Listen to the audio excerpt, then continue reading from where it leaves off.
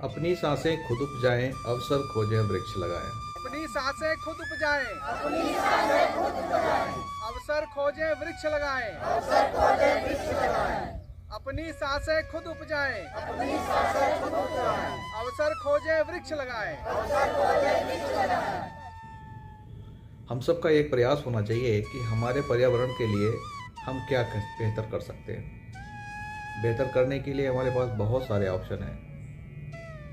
छोटा सा उदाहरण, अपने घर में किसी भी नौनिहाल या बुज़ुर्ग के जन्मदिन से लेके आपके यहाँ कोई भी किसी भी तरह का कोई अचीवमेंट आपने प्राप्त किया, आप किसी भी संबंध में कहीं पे भी आप किसी के यहाँ कार्यक्रम में जा रहे हैं, किसी के यहाँ उत्सव में जा रहे हैं, अच्छे कर्म में जा रहे हैं, आप उस मेमोरी को, उस याद को एक पौधे के रूप में आप धरती पर रोप सकते हैं।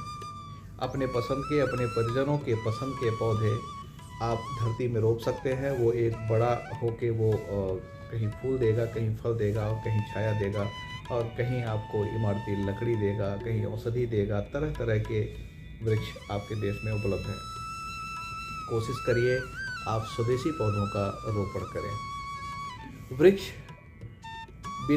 अगर वृक्ष नहीं है तो वृक्ष के बिना आप जीवन की कल्पना कैसे कर सकते हैं। एक बार आप सोचिए, अपने अंतः मन से सोचिए और ध्यान से सोचिए आप कि इस धरती पर आपके आसपास कहीं भी कोई एक घास का तिनका भी नहीं है, तो जीवन कैसा होगा।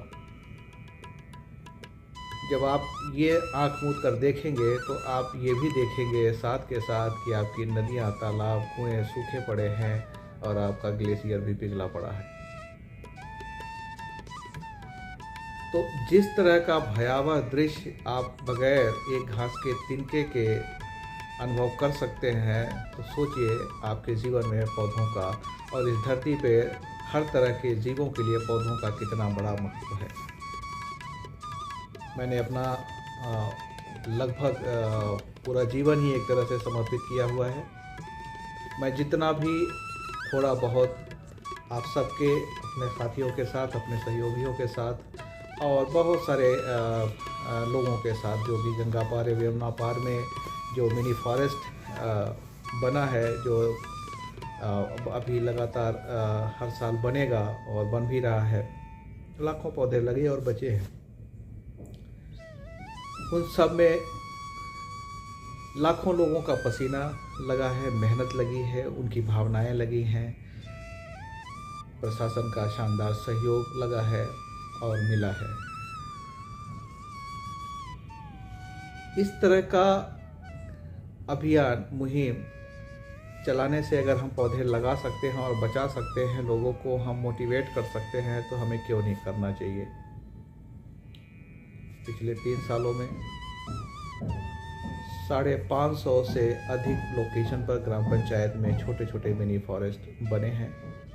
प्रयागराज जनपद में 22 ब्लॉक, गंगा पार, यमुना पार, गंगा और यमुना के दोनों तट के अंदर गांव में लगभग 200-250 किलोमीटर के सराउंडिंग पूरे एरिया में वृक्षारोपण है। गंगा की यात्रा परिक्रमा 2020-21 में बड़ी शानदार परिक्रमा थी, जो पैदल थी। गंगा के दोनों तट से होते हुए प्रयागराज से गंगा सागर उत्तरी तट से, और फिर यू टर्न करके दक्षिणी तट से इधर ऊपर गंगोत्री, और वापस यू टर्न करके प्रयागराज।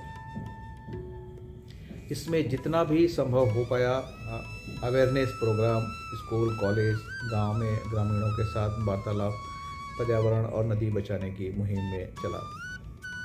हजारों पौधे लगे, लाखों पौधे बांटे गए और कई लाख लोगों से मुलाकात हुई, उनसे संवाद हुआ। उनकी यादें बहुत ही शानदार जहन में हैं। बहुत कुछ सीखने को भी मिला।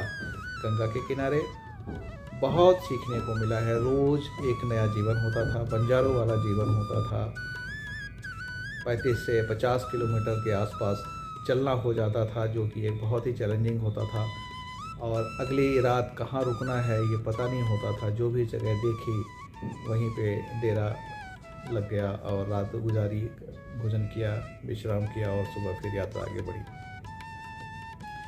अतुल्यगंगा फाउंडेशन जो गंगा के लिए समर्पित है, गंगा के लिए बनाया गया है। ये आर्मी वेटरन्स का एक ऑर्गेनाइजेशन है जिसके साथ हम मिल के काम कर रहे हैं ये वृक्षमाल और गंगा और नदियों के ऊपर।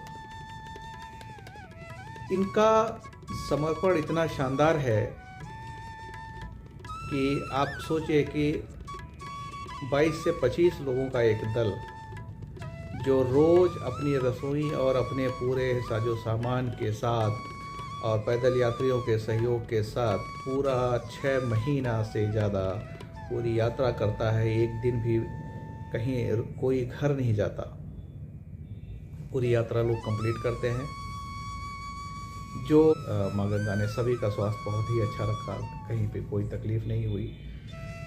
मैं भी लगभग 1-2 दिन थोड़ा सा मैं वायरल से ग्रसित हुआ था, लेकिन मैं भी रिकवर कर गया था। 2020-21 की बात है ये, जब कोविड का अंतिम चरण था और वो भी चरम पे था। इन लोगों का संकल्प और उसमें साथ हो लेना कुछ नेचर के लिए बहुत कुछ सिखा दिया था कोविड ने, कि हमने नेचर के साथ कितना खिलवाड़ किया है, कितना डैमेज किया है उसे, और उसे ठीक करने के लिए, उसके ठीक करने के प्रयास में वो यात्रा शुरू हुई और लगातार 11 साल वो चलेगी। पहले चरण में 11 साल के लिए संकल्पित है। इसके बाद फिर नए सिरे से कोई फिर आएगा, हम सब के नीचे हम लोग जो भी रहेगा वो लगातार इसको चलाएगा और पर्यावरण की सेवा करेगा। इस धरती पर सबसे पहला अगर कोई ऊपर वाला और गॉड रहा है तो वो प्रकृति देवता ही है, प्रकृति देवी ही है। इसके बाद फिर बाकी सारे देवताओं का अवतरण हुआ है। लाखों लाख साल से प्रकृति देवी की ही पूजा करोड़ों साल से हो रही है।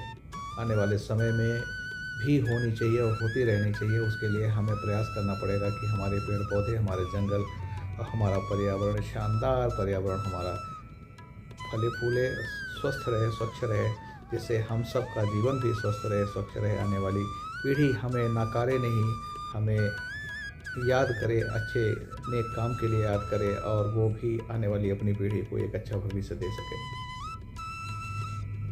31 तारीख को प्रयागराज पहुंचेंगे। 3 दिन पूरा दल प्रयागराज में है। आप सब आइए, मिलिए और वार्तालाप करिए, हमारा अनुभव लीजिए, अपना अनुभव दीजिए, कुछ अच्छी बातें हों और पर्यावरण की महाकुंभ की हो।